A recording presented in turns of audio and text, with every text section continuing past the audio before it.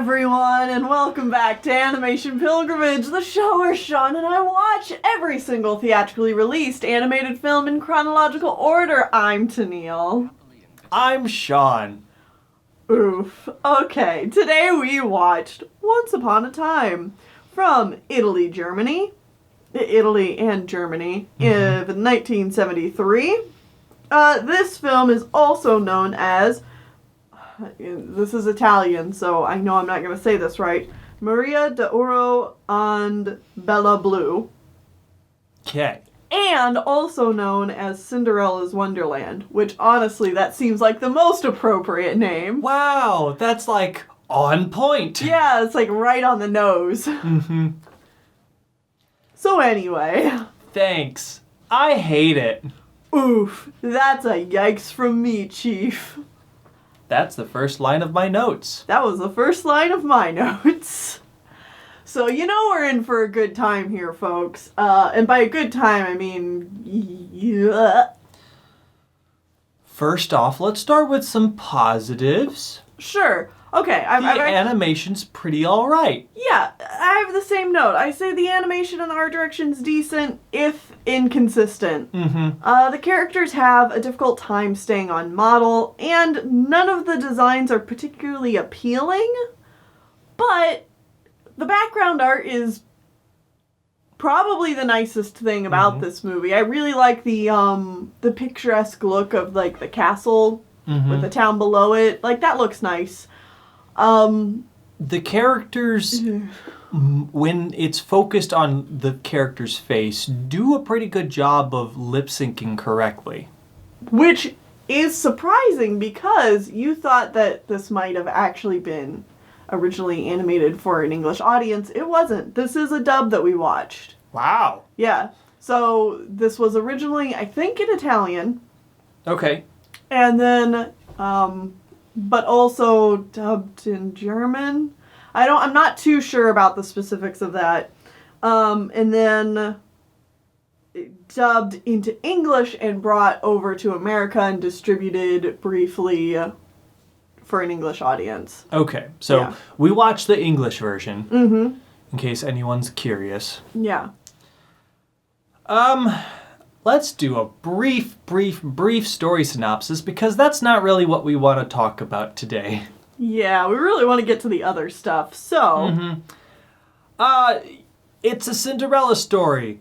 A widowed man and his beautiful, darling daughter, exist, and then the dude marries an evil stepmother and her one evil daughter, and then the prince falls in love with the good girl who is forced to do all the chores while the evil people do all the bad stuff. And then the two daughters get sucked down the well into Wonderland. For no reason at the, 25 minutes till the movie's over mark. Like, we're 2/3 of the way through and, like, we go to Wonderland. Suddenly Wonderland! For no reason. Yeah. So we go here, and then the two girls are essentially put through a trial of who's a good girl that's willing to help out and be a good mother character and do all the chores. And shock and surprise, the good character comes out on top, gets the magical pendant that means she's allowed to marry the prince, and the bad girl is married off to the crippled guy. Yes, I did say crippled guy. And that's how the movie ends. Now let's discuss the parts that actually we want to discuss. Before we get to that, I will preface all this by saying that this is based on a fairy tale, and it's not Cinderella. Okay. The Cinderella, I think that they are basing this more so off of Cinderella than its original fairy tale, but the whole them falling down the well into Neverland is a fairy tale in and of itself. I believe it. Yeah, it's a story about, like, Mother Holly or Hala or whatever language name she goes by. But essentially how the story should go is that you have a lot of the same Cinderella setup. There's the good biological girl and the evil stepsister girl. Because, that's how fairy tales work. And she's a good girl who does all her work, and she's spinning thread out by the well, and she accidentally drops her spindle down in the well, and she's afraid that she's going to get in trouble for losing it, so she jumps down into the well, and then she finds this magical place. She goes through all these trials, and Mother Holly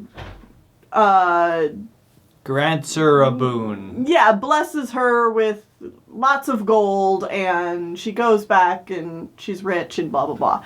And then so the evil stepmother has her daughter go down the well, and she's lazy and she doesn't do any work, and so when she comes back she's cursed and blah blah blah. There's no prince involved in the original story, so that's definitely where the more Cinderella aspect takes precedent. Mm-hmm. But yeah. I want to discuss these characters. Yeah. Oof. So, we only have 4 female characters in this entire film. That matter, at least. Yeah. So, first... I'm trying to think of who the... Oh, right. Duh. Yeah. Okay. The first one is the evil, money-grubbing stepmother character who tricks the dad character into marrying her. Okay, we gotta talk about how the stepmother and the stepdaughter are introduced. Mm-hmm. They're obviously playing off... Like, they don't say it outright, but they're obviously playing off of Romanian traveler, fortune teller people stereotypes. Mm-hmm. So cool. not cool. So yeah, and then we also have the evil, lazy stepsister. Mm-hmm. And then we have the kind, sad, depressed, helpful daughter character. Who's Blonde good. hair and blue eyes. You know she's good because she's always sad and forced to do all the work. Okay. I can see a lot of people... You know, a lot of people complain about Disney's Cinderella for the same reasons we're going to complain about this movie. Mm-hmm. But that's because they don't remember Disney's Cinderella. And they don't remember how she actually isn't just depressed the whole time. Yeah, and isn't just like she's a victim of her circumstance, but she's still like a strong character. Who's trying to do the best with what she's given. Right. This character just doesn't care. She is passive. She has no personality aside from doing whatever it is people tell her to do. Mm-hmm. And the movie wants to paint her passiveness and her, servitude as kindness and generosity. Thing. When it's not, she's just a stupid, idiot, passive girl who does what people tell her to do, and people take advantage of her for it and abuse her for it. That's obviously a good trait in a womanfolk. Yeah. Ugh. Oof! And then the final character is the magical godmother character who is kind and loving and all the correct aspects of a mother. Womanhood, yeah. Oh. Ooh, I don't like this. And then we have all the male characters, and all of them suck. All of them are garbage. Let's start with the drunk Peter Griffin father. It's just Peter Griffin, except he drinks all the time. His name is literally Mr. Bottle. Yeah. He's depressed, he drinks. That's all he does. He's also super passive, and instead of doing what everybody wants him to do, he just sits around and does nothing and lets people walk over him. Mm-hmm. Oh, I hate him. And then we have the Shoemaker character, and he's disfigured because he has He has one leg shorter than the other, so he has a hunchback, and he also has a speech impediment. And that's the joke. And he's just a joke character so that when the evil stepsister has her comeuppance, she has to marry him. And it sucks, and I hate it, and they spend way too much time on this character. Mm-hmm. And I just want to die. The problem is this guy is clearly not bothered by all of his physical, limitations. He's living a great life, but the movie still paints him as ew, gross, look at that guy. He's disfigured. Isn't he so funny? He's funny because he's disfigured, and it's more so, like, if you look at it, it's like, no, more so, if this was a real person, it's like, yes, I'm disfigured, and it sucks, but you know what? I'm doing the best I can, and I'm laughing about it so that I can make it through my daily life. Yeah, I mean, like, they introduce him as one of the best shoemakers in the land, and, like, yeah, shoemaker isn't, you know, like a super high profession or anything. But, like, he seems to be doing pretty well for himself, but yeah, the movie treats him so poorly. There's a king, he does nothing. He literally just stands down. So that God, is... the jokes in this movie drive me absolutely insane. They are these long-winded, run-on jokes that just don't end. And the movie realizes that they go on for too long, so they just start speeding it up, but they don't stop the joke. They keep doing it. They just keep doing it. Like, if we keep doing it, maybe it'll eventually be funny. When it's like, as soon as they start the joke, you're like, oh no, please, please, for the love of God, do not. And then it does it. It does it, and it goes on forever. There's this joke where the king and the son are trying to have a conversation with each other at the dinner table. Except they're at like a stupidly long table because he's a king, and that's what you do. You have a long table. So the joke is that he has to play a game of telephone with his son where he tells a servant what he wants to say to his son, and multiple servants have to go down the row and pass it on to his son, so the message is muddled at the end. And then the son passes down the message.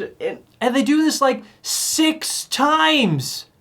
And never is the game of telephone funny or actually change their conversation. No! Like, they still get the context of what they were actually saying every time. Yeah. And they don't, like, they slightly speed it up each time, but it's still way too long. And you're just like, this isn't funny.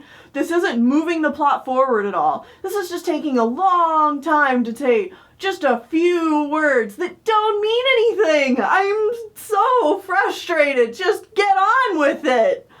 Oof. How many times can I say oof? Not enough. I'm the prince. I went hunting in the woods and I saw a pretty girl. Get beat. She was abused by her stepsister and she looked so depressed. I'm in love with her.